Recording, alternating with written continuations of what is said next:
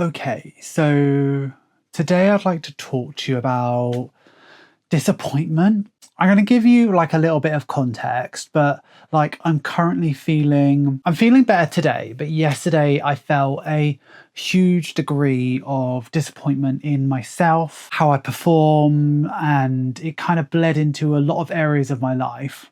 And that's happened before, and it usually can spiral into something really significant, but I've developed a coping technique that I'd kind of like to share with you today that works in quite a lot of scenarios. Obviously, not all of them, but in like a couple of scenarios. So let me give you the context. Yesterday, I ran a 10K, which was pretty local to me. It's like a 45-minute drive. Back when I decided that I enjoyed running and running was the hobby that I wanted to do, I decided to book a 10K race every month all the way up until December because, knowing me and my personality, once I completed the 10K for cancer research that we did in June actually, that would have probably been my last 10K I would ever run for the rest of my life. So I booked a 10K every month to kind of keep myself accountable. And more than anything, I don't like wasting money. So making sure that I turned up and trained for those events was important to me. So the benchmark was June. I did that in an hour and 5 minutes, and I wanted to improve my time like significantly. I wanted to get under an hour. Then in July, I did the inflatable 10K, which was a joke one. Like, it's inflatable. I did it with friends. We were walking most of it. It was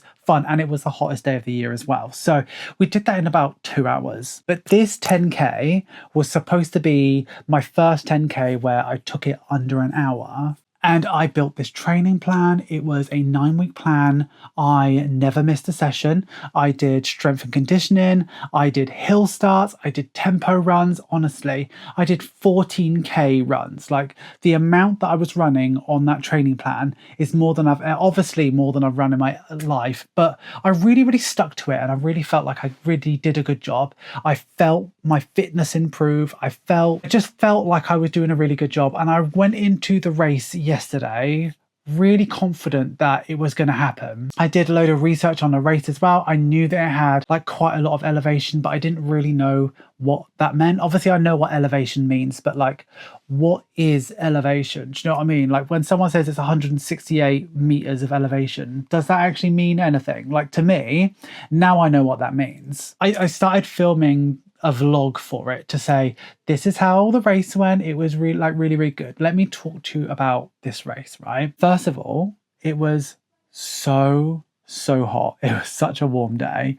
And it was one of those races where you have to bring your own cup. So I took a collapsible cup with me, and, I felt really well prepared. Like, I'd done every session in my training plan. I never skipped a session. I was well hydrated. I had ate well. I had took enough rest. Like, everything was good. I felt like I had rocket fuel in my legs. I felt like I was really raring to go.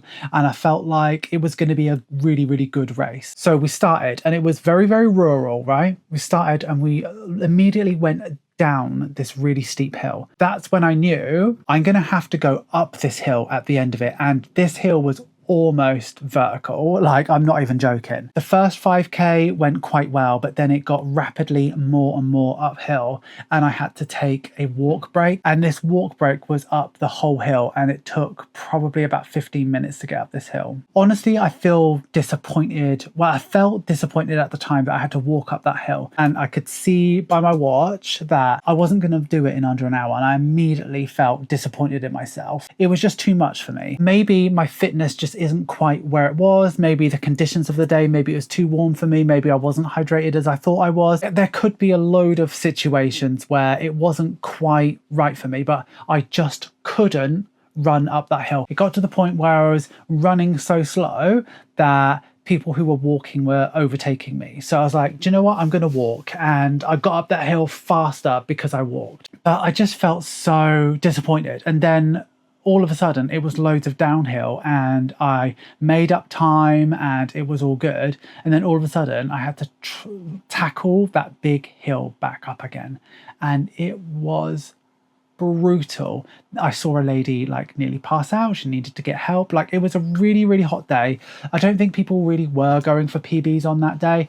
And honestly, it was dumb of me to think that it was a PB day. As I was going downhill after I walked uphill, I was like, do you know what? This is not a PB place. It's just too up and downhill. It's way more undulating than I expected it to be. So I'm just gonna have fun. And I really enjoyed running downhill because gravity does most of the work. Like, I actually really, really enjoyed it. As soon as I decided that, do you know what? This is not the course that is going to be the one for me, I started to have fun until I started to go up that hill. That was brutal, but I did it, right? When I got into the car at the end of the race, I sat down and I felt a bit defeated.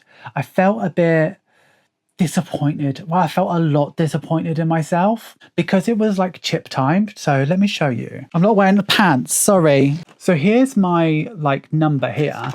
And in this foam bit, there's like a chip. I don't know if you can see through. No, you can't see through it. I can see through it with the light, right? There's a chip in it and that does your timing, right? So it's accurate and it's updated like the very, very second. As soon as I sat down in the car, I saw that my time was 1 minute 8:50 something. So it's one of the slowest 10Ks I've ever run in my life. So I was like, oh, I felt utterly defeated, really disappointed in myself. But then, so I had like 10 minutes to just sort of like be sad, walk off the run and just kind of talk really badly about myself. But then something hit me. 6 months ago, I couldn't run a minute and a half without feeling dizzy. And here I am running in the blistering heat up hills for an hour and 8 minutes. What an accomplishment. I dragged my flat ass around that course and I completed it. And for about 60 to 70% of it, I really, really enjoyed it. And I got this medal. Do you know what I mean? This is really cool, right? So Ramsbury is a place near me, like in Marlborough. It's not near me, it's like 45 minutes away. But it's a brewery. And look, there's a bottle opener on the thingy. So ales and trails. Like, it's, do you know what?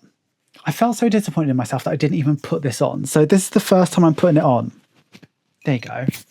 I'm wearing it. So my top tip for when you feel disappointment in yourself, and I'm talking about like things that are actually minor, because honestly, not running a race as fast as you would want to is minor. It is so small. It's such a small thing. So when I'm talking about disappointment, I'm talking about the really, really small things that disappoint us, but allows us to spiral into really negative headspaces. Because in the past, me being disappointed in myself like that would have probably ended up me kind of needing to take a week off or something like that. And do you know what? I sat myself down and I talked to myself and I was like, you are in the best shape you have ever been in your life. Sorry if you can hear crunching. I am filming this in my bedroom and Simon's just decided that now's the time to eat his crunchy breakfast biscuits. So yeah, I'm in the best shape I've ever been in my life. I was out in the sun for longer than an hour, which is like a big deal for me as well. And I did it. I did it and I committed to something. The other thing as well is no one was there with me. I turned up myself, I ran the race and I drove home by myself.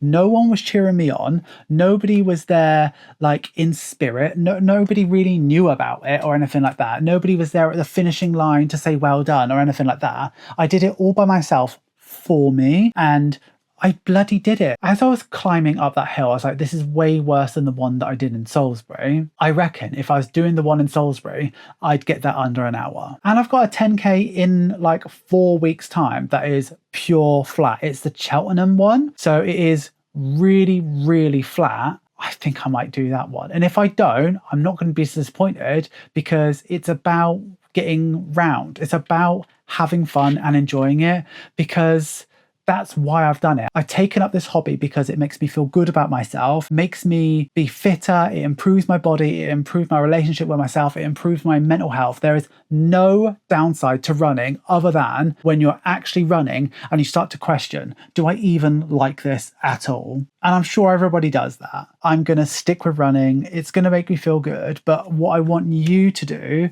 when you feel disappointed in yourself and your performance is to take a step back and think, is this even big? Is it big? Is it even big enough to be more than a blip? Is it big enough to disrupt the harmony of your life? Because for me, 3 minutes slower than what I wanted, or 8 minutes slower than what I wanted, is not big enough to disrupt my mental peace. Do you know what I mean? And if it is big, really try to think about where you have come from. So if this disappointment happened to you a year ago, how do you think you might have reacted to that? Because a year ago, I would have been over the moon that I even got down a hill, let alone bloody up a hill. Do you know what I mean? That's where I'm at. I hope this was a positive video for you. I know I've spoke about how tough my day was yesterday and how disappointed I felt in myself, because, you know, the reality is I did feel disappointed in myself, and all I wanted to do is go and eat a massive fry up, which I did, by the way. Actually, it was a medium fry up. I went to Spoons by myself to cheer myself up, and it absolutely did cheer me up. What I want you to do is, in times where you feel disappointed in yourself or people around you, come back to this video and think about, is it important? Is it big? Is it deep? Because if it isn't, then just keep on moving. And if it is big, think about who you were a year ago and how would you have reacted to this? Because it was probably not even, it would probably be way worse, way worse. So think about who you are now and how much you've evolved from who you were a year ago. And, you know, I think you'll be all right. That's my sermon of today. It's Monday for me now. I am going to put this out on Monday. So if you're a patron, hello Monday, happy Monday. And if you're watching this on catch up, say hello as well over on YouTube. For me, I am currently very excited because tomorrow for me is tattoo day. And I think we're doing like irises up here. So you'll know what happened if you're watching this on catch up. So yeah, anyway, here's to getting loads of these medals. And you know, when I look back on this medal, I'm going to remember, yeah, it was an hour and 8, but this was tough. And you know what? I've already signed up for next year and I'm going to fucking do it next year. All right. See you next time, bestie.